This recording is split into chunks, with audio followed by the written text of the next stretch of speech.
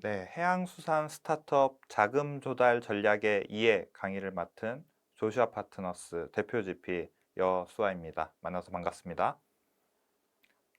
네, 지난번 강의 잘 들으셨나요? 지난번 강의에서는 제가 시장 규모를 산정하는 방법에 대해서 말씀을 드렸는데요.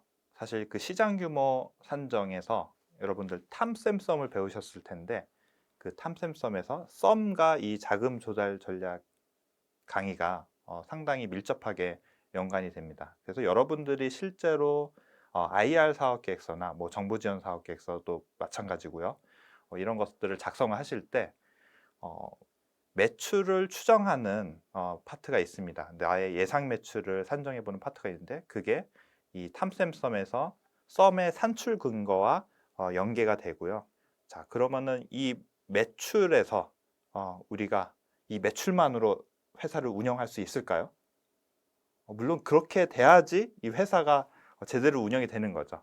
근데 초기에는 개발 비용이 더 많이 들고 어, 또 시장을 또 조사하고 마케팅 활동을 하고 이런 데 비용이 상당히 많이 들게 됩니다.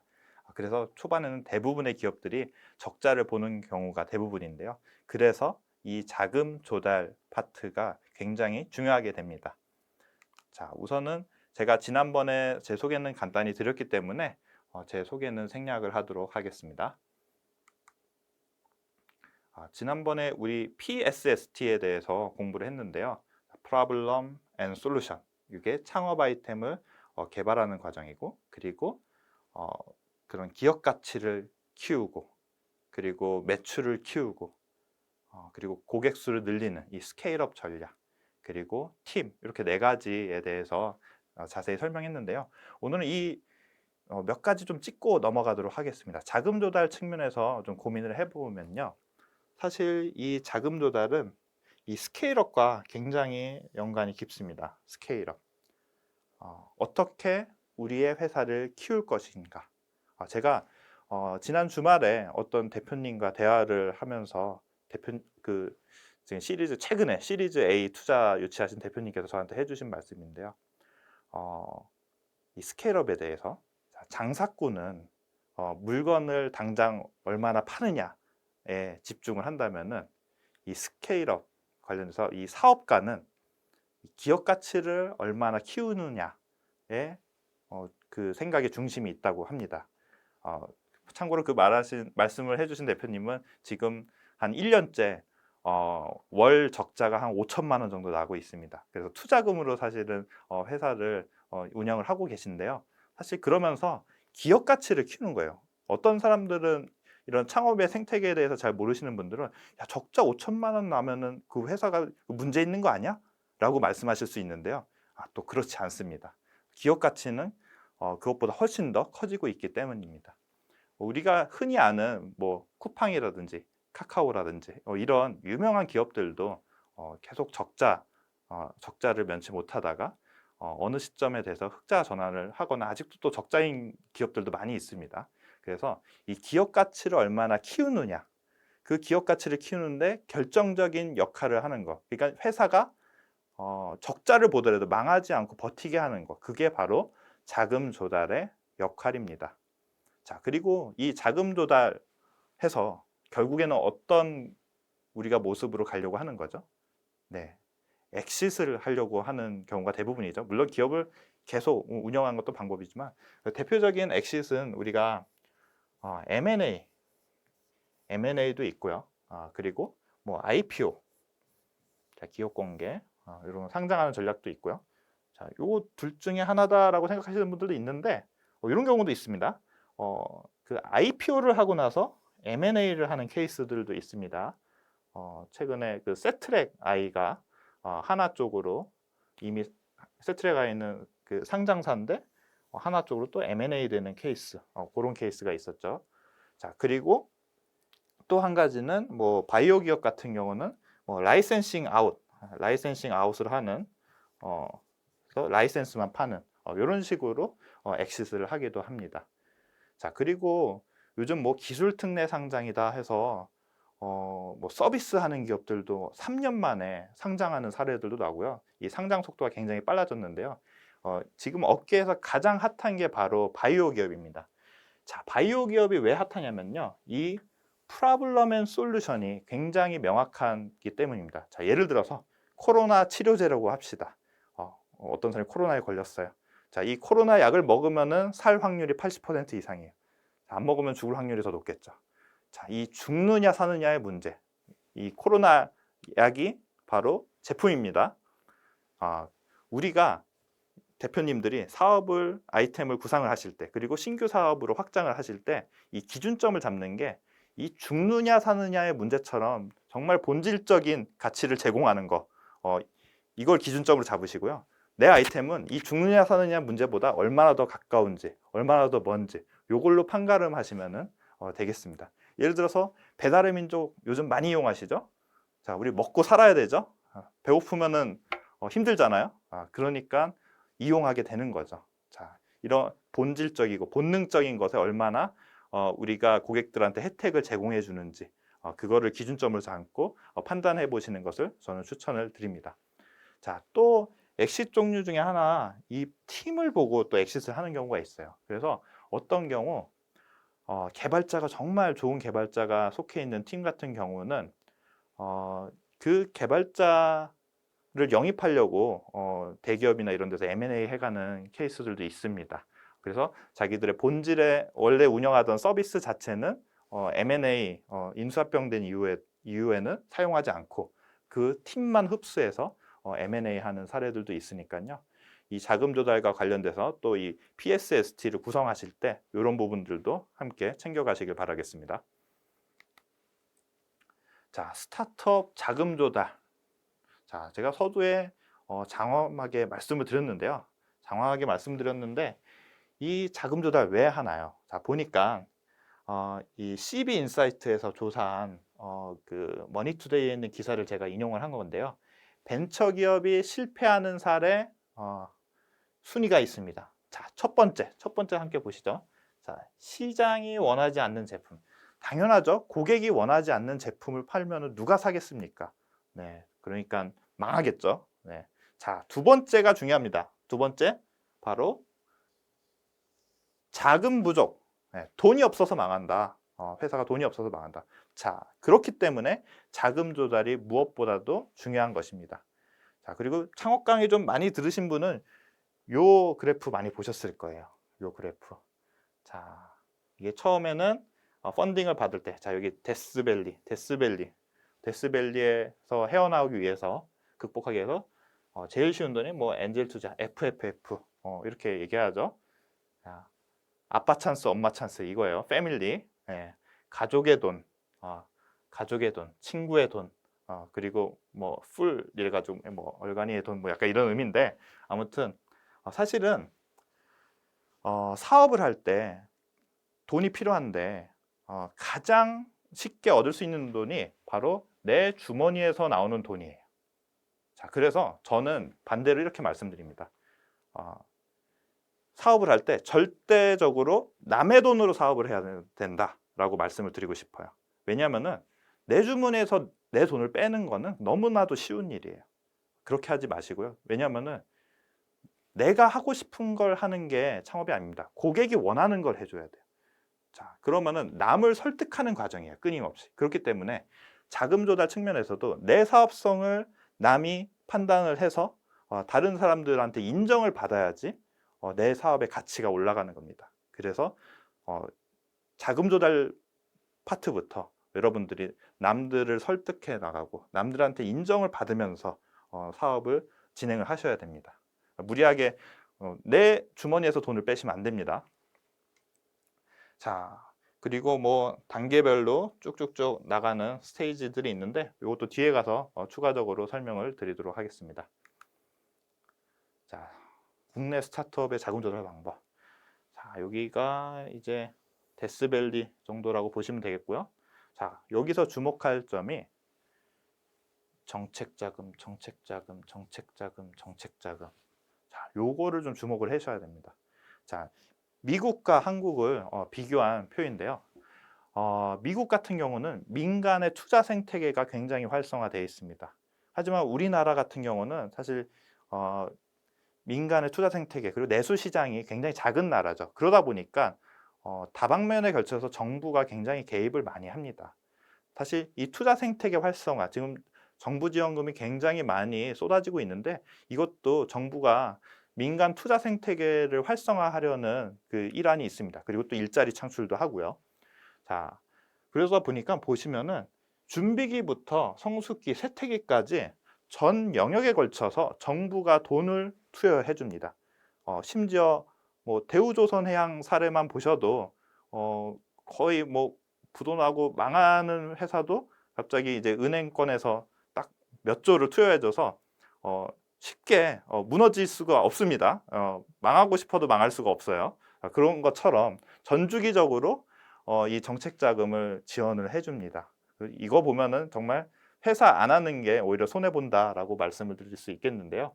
자, 제가 이 말씀을 왜 드렸냐면요. 정부의 돈, 정책 자금, 창업 지원 사업, 그리고 각종 그 보증, 융자 제도 이런 것들 그리고 R&D 이런 것들을 활용하는 거를 어필을 하셔야 됩니다. 이런 게 그런 돈을 하는 것보다 자생적으로 키우는 모습을 보여서 이런 돈을 굳이 얘기를 안 해도 되는 거 아니냐? 그게 아닙니다. 투자자들은 어떻게 이런 자금을 자기 돈 이외에 어떤 추가적인 자금들을 확보했느냐 이런 것들을 굉장히 중요하게 봅니다. 이게 바로 자생적인 부분일 수도 있겠는데요. 그래서 반드시 이 정책 자금, 정부 지원 사업, R&D 그리고 투융자 정책들 이런 것들을 활용한 것을 이 자금 조달 파트에서 여러분들이 계획적으로 말씀을 해주셔야 되고 그 일정별로 그 계획을 딱 여러분들은 다 학습을 하셔야 됩니다. 그게 포인트입니다. 자, 그래서 정책 자금 보시면은 뭐 중진공, 기술보증기금, 신용보증기금 이런 대표적인 것들이 있고요. 출연금 쪽에서는 출연금 쪽에서는 R&D, 뭐 마케팅비, 뭐 수출비, 뭐 각종 바우처 사업들 이런 게 많죠. R&D 정말 많죠. 제가 아는 대표님은 이 R&D 관련돼서만 한 50억을 따셨더라고요, 올해. 그래서 이 R&D 사업도 굉장히 중요합니다. 그리고 투자 관련돼서도 이 정책 자금이 섞여 있는 게 있습니다. 바로 매칭 펀드, 그리고 뭐 크라우드 펀딩, 이런 각종, 그리고 요즘은 투융자 복합 상품도 나왔습니다. 처음에는 융자로 진행했다가 후속 투자가 진행되면은 투자금으로 전환되는 그런 금융 상품들도 있고요. 다양한 것들이 있습니다. 그리고 매칭 펀드만 보셔도 예를 들어서 지방 기업이나 뭐 여러 가지 조건에 따라서 뭐 2배수에서 2.5배수 까지도 매칭 펀드를 정부에서 지원을 해주거든요. 그러면 예를 들어서 또 제한이 있는데 예를 들어서 3억을 투자받았고 이 3억에 대해서 매칭 펀드를 뭐 2배에서 받았다. 그러면은 6억까지 또 플러스로 매칭 펀드를 받으실 수가 있는 겁니다. 그러면 거의 한 9억 정도 되죠. 네, 이렇게 다양하게 활용할 수 있는 방법이 있습니다. 자, 그리고 이 중진공 기보 이런 지원금 이외에도 뭐 인증 사업들이 있죠. 뭐 기업부설 연구소, 뭐 ISO, 뭐 이노비즈, 벤처기업 인증 이런 것들도 있고 여러분들이 또 많이 모르시는 사업 중에 하나가 연구소 기업 제도도 있습니다. 그리고 세제 혜택도 있고 그리고 연구소 기업 관련돼서는 또 추가적으로 RMBD 사업이 또 붙어가지고 추가적인 또 자금 조달 루트로 있는데요. 이게 또 잘 모르시더라고요. 흔히 이거랑 헷갈려 하세요. 기업부설 연구소랑 연구소 기업이랑은 다른 사업입니다. 이름이 비슷해서 좀 헷갈리시는 분들이 계시고요. 자, 또 넘어가면은 이제 스타트업 투자 단계로 넘어가는데요. 처음에 받는 시드머니, 엔젤 투자, 그리고 그 다음 단계에서 뭐 시리즈 A, B, C, 뭐 D, E, 뭐 F, 뭐 쭉쭉쭉 계속 나갈 수가 있죠. 자, 그리고 요 사이에도 뭐 프리 A,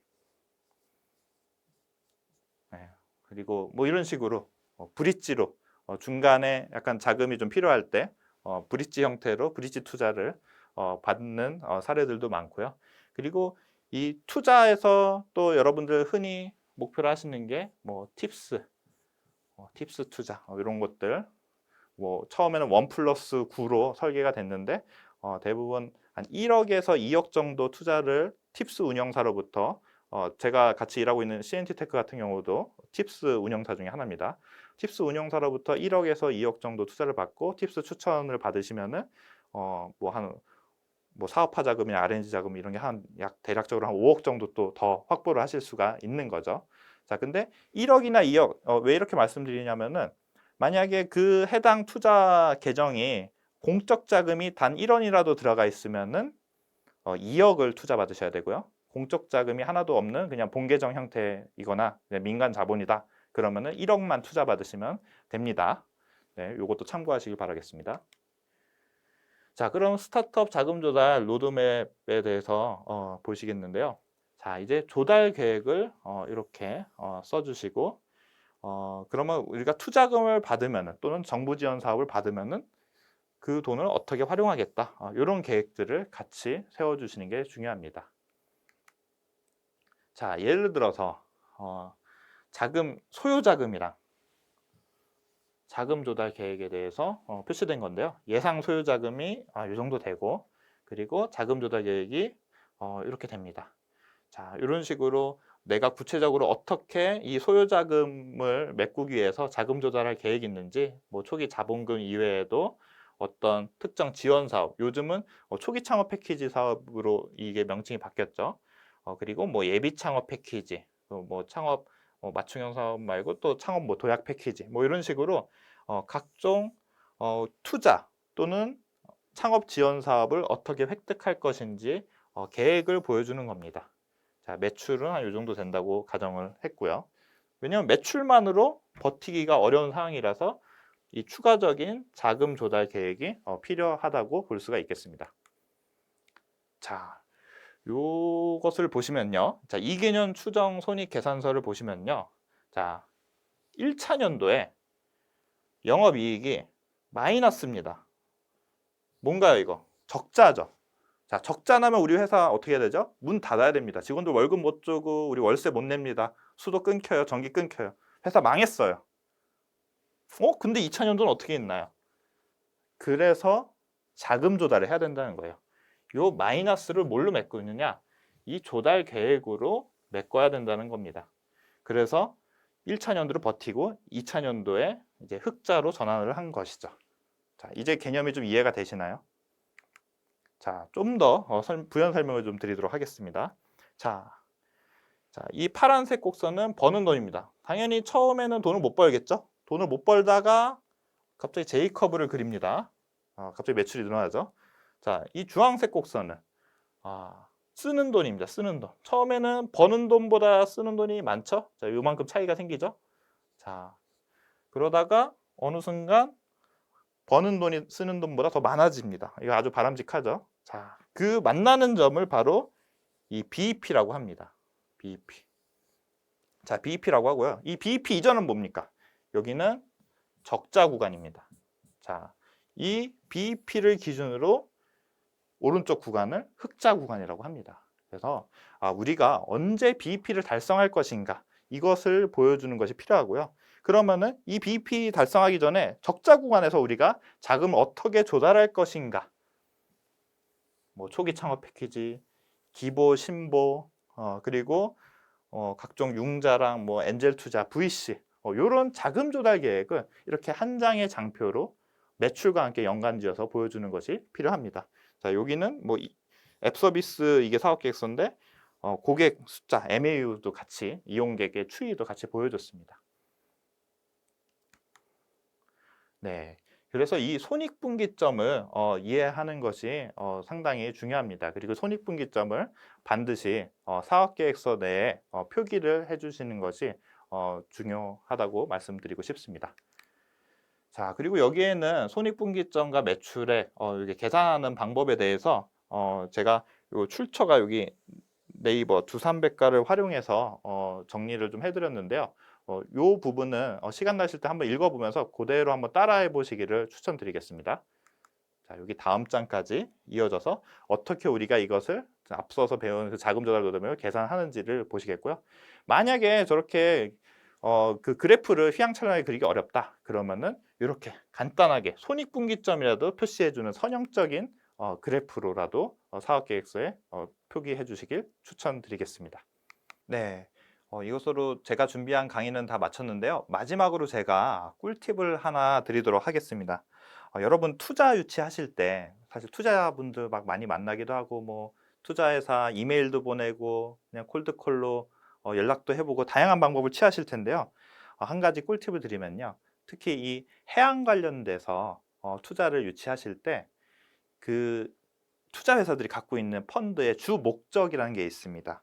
자, 주 목적 펀드가 해양 산업과 관련된 것들을 뭐 예를 들어서 뭐 40%에서 50% 반드시 투자하게끔 돼 있는 그런 목적이 목적이 설정이 되어 있습니다. 그래서 각 투자사마다 현재 뭐 해양 관련된 펀드를 갖고 있는지 또는 뭐 청년 창업자한테 투자하는 펀드를 갖고 있는지 또는 지방 기업한테 투자하는 펀드를 갖고 있는지 4차 산업 관련 펀드를 갖고 있는지 이런 것들을 미리 알고 나서 해당 투자사한테 여러분들이 공략을 하시는 게 좀 더 확률이 당연히 높겠죠. 자기는 해양 쪽에 투자할 생각이 없는데 아무리 두들겨봤자 관심이 없을 가능성이 있기 때문에요. 제가 한 가지 알려드리면요. 그 창업 투자 회사 전자공시 시스템이라고 있는데요. 제가 사이트 주소를 하나 알려드릴게요. 자, diva.kvca. 네, or. 네, kr.